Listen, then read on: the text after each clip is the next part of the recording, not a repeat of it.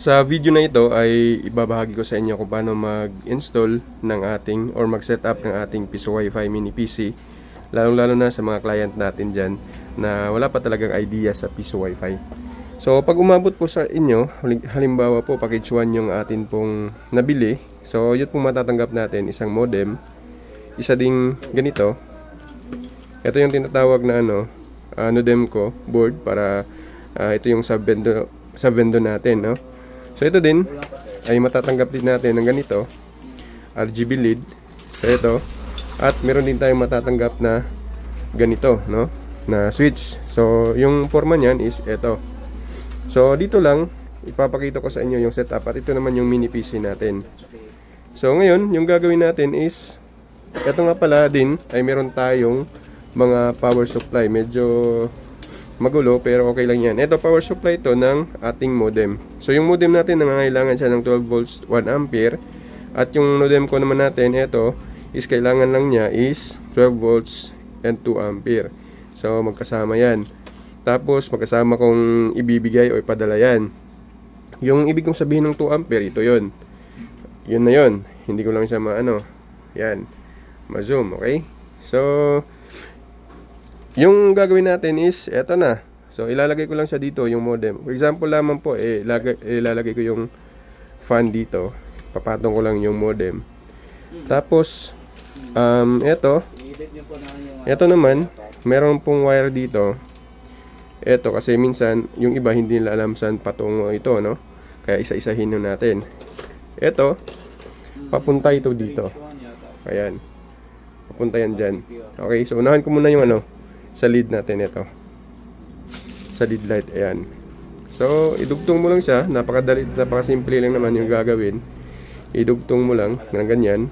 So okay na yan, ipapatong ko lang siya dito para yan, dito ko lang siya ilagay.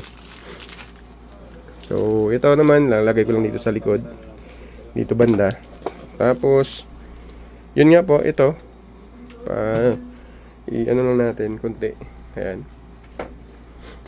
Ito para sa taas. So ilagay mo lang. Tapos itong naiwan, itong JST dito sa baba. Dito naman yan. So kakabit mo lang, push mo lang siya, ayan. So kita nyo, sir, route na lang sir. ayan. So yan yung forma niya, ganyan. Okay. So ngayon naman, ilalagay ko lang siya sa top. Ayan. So ayan, nakita po ninyo, ganyan yung kanyang plastada na ginawa ko. So ngayon, dahil tapos na po tayo, at dito naman po sa switch natin, ito, lagyan nyo lang po ito ng internet connection.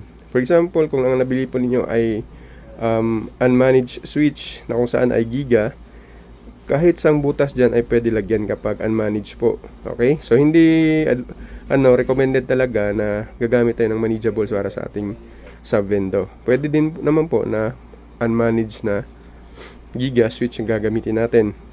16 port, 8 port, depende po sa atin. So ngayon, sa ganitong klase na switch, dito talaga sa 5 port yung ISP natin. Hindi siya pwede dito sa green. Maliban lang kung ang gamit natin na switch ay unmanaged, pwede magkabaliktad kahit saan. Pero sa ganitong switch again, sa 5 port natin ilagay. So yung dalawang dyan na cable, pwede magkabaliktad kahit saan dyan ilalagay, pwede. So saan to patungo? Ito ay papunta dito. Ito yung dalawang yan. So pwede ko siyang ilagay dito.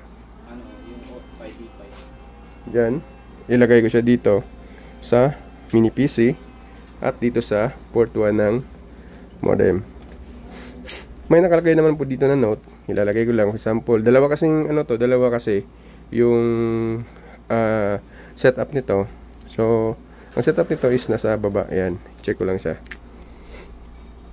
So sa ganyang setup, okay na, no? So yung kulang natin ngayon is yung mga power niya, no? So kailangan natin ng 12 volts 1 ampere si modem. So lagyan ko lang siya ng ayan para ma-power on natin. At ito naman, itong sa sub-vendor natin or Nodemco, ayan. So ayan, kailangan din natin dito ng lagyan ng 12 volts and 2 ampere. So ito po yan. ikakabit ko lang. W lang. Nakita nyo, umilaw po yung ating subendo. Okay? So, umilaw na po siya. So, makita nyo po dito is naka-ilaw pa. Pag naka-ilaw to, ibig sabihin, hindi pa siya ready. Kailangan ma-off ang blue light na ito. Okay? So, sa ngayon, hindi siya ma-off kasi hindi pa siya na-set up. So, yan na. Ang kulang nito is yung power supply naman ng ating mini PC. So, kailangan, syempre, lagyan natin ng power supply. Yung ipapadala ko din sa inyo. So, ilagay lang natin. At di mo na siya kailangan pang i-click yung switch sapagkat automatic na mag-on yung atin pong mini PC. So, ganun lang siya kasimple setup. Pagkatapos nyan, pwede natin siyang i-test after mga, palagay lang natin 30 to 50 seconds. So, wag naman pong paglagay agad, i-test agad, sabihin po agad, "Uy, sira, ganito." So, kalma lamang po, no?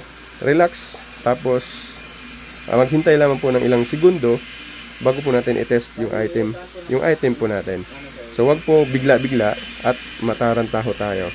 So, ganyan lang po siya kasimple i-set up. Maraming salamat po and God bless us all.